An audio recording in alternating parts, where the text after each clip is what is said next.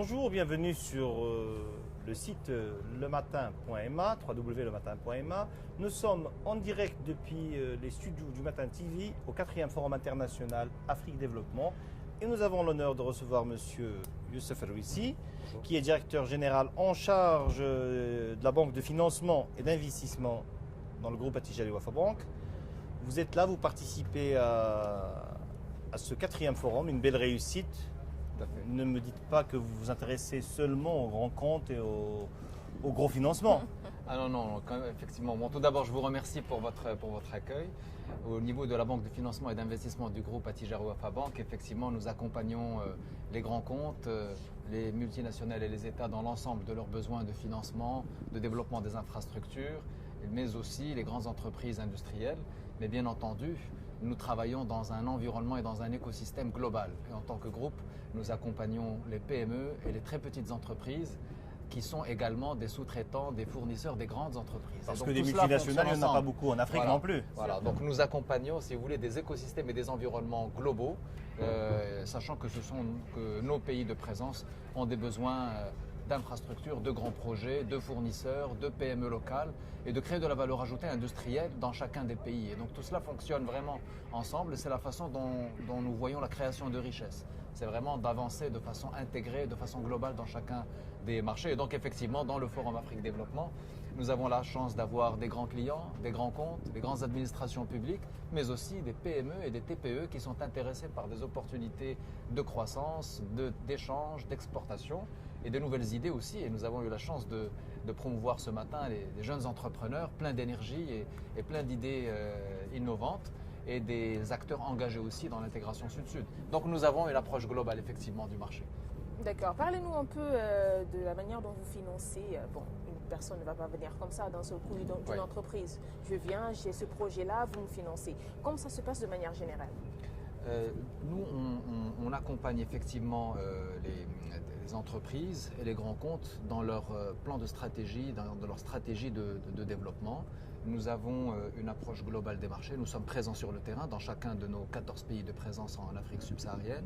Nous voyons tous les besoins de nos pays de présence en matière d'infrastructure. Et vous savez que nous sommes dans des pays où les besoins en termes d'énergie, nous avons eu ce matin le panel électrification qui montre tout le besoin et toute l'urgence qu'il y a à pallier au déficit d'infrastructure.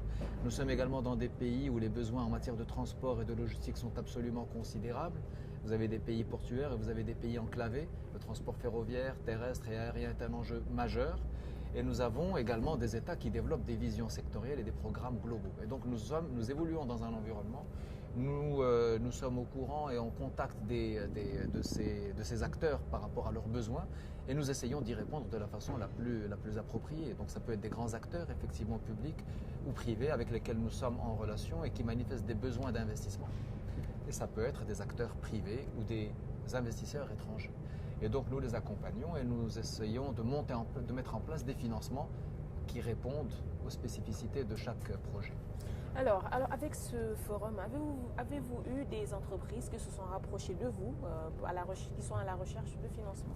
Bien sûr, je peux vous dire que le forum est une consécration d'une étape et d'une démarche. Et elles sont au nombre de combien? Voilà. Aujourd'hui, nous avons presque 5000 rendez-vous d'affaires qui ont été pris sur les 2 dernières journées.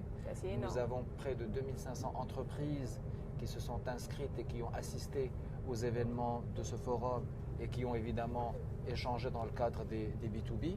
Cela manifeste une formidable envie d'entreprendre, formidable envie d'échanger et de se rencontrer et de se connaître. Et donc ce forum est une plateforme de mise en relation entre nos opérateurs dans les différents pays de présence pour créer de nouvelles opportunités et de nouvelles idées. Parce que le taux d'intégration, quand vous regardez les échanges et les investissements intra-africains, nous sommes malheureusement l'une des régions encore les moins intégrées. La façon de le voir, c'est que cela est une formidable opportunité. Ça veut dire que plus nous commerçons entre nous, plus nous échangeons et plus nous investissons, et plus nous créerons de richesses chez nous, dans chacun de nos pays. Et donc le rôle de cette plateforme qui est devenue Afrique Développement, c'est de susciter ces rencontres. Donc nous, on le voit en tant que groupe bancaire, après le forum, le travail continue. J'ai envie de dire le travail commence et le travail se poursuit. Donc nous continuons à les accompagner dans leurs besoins, et c'est tout le sens de la création du Club Afrique Développement, qui a été effectif cette année et qui vise à prolonger tous les contacts et toute l'énergie que nous avons vécue toutes ces 2 journées tout au long de l'année.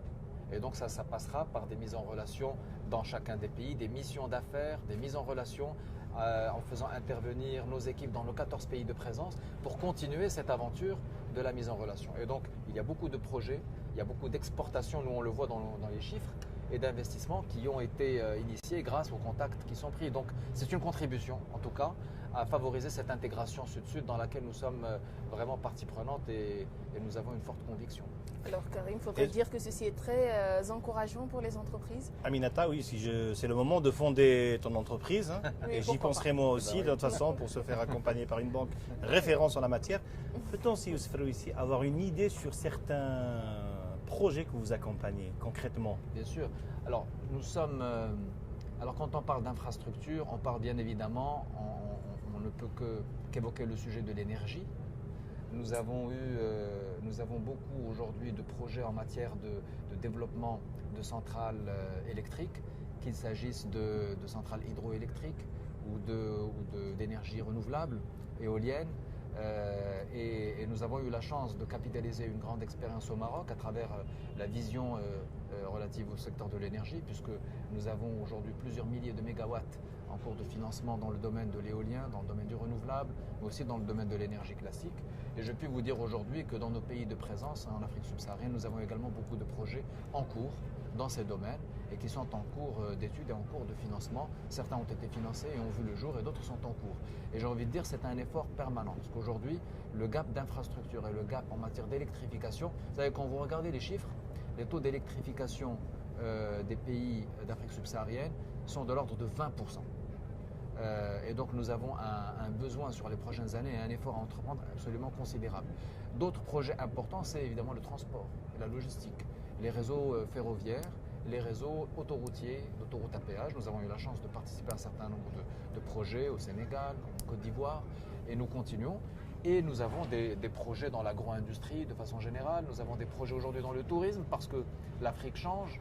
Et à côté des matières premières qui attirent les besoins, vous avez les enjeux de valoriser la matière première et vous avez aussi le secteur des services qui est en train de prendre une part importante au niveau du tourisme d'affaires, des services de façon générale, parce qu'on a des classes moyennes qui sont en train de monter et une augmentation de la démographie. Donc aujourd'hui, je peux vous dire que nous avons pas mal de projets aussi dans l'hôtellerie et dans les services et les secteurs d'investissement sont en train de se diversifier.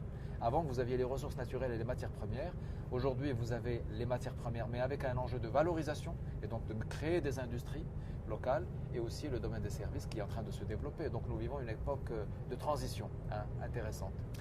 Sur cette note optimiste, on va se dire au revoir et à très bientôt. Merci Monsieur Youssouf d'avoir été notre invité. Merci pour votre invitation. Vous êtes toujours sur www.lematin.ma depuis les studios du Matin TV au 4e Forum international Afrique Développement à Casablanca.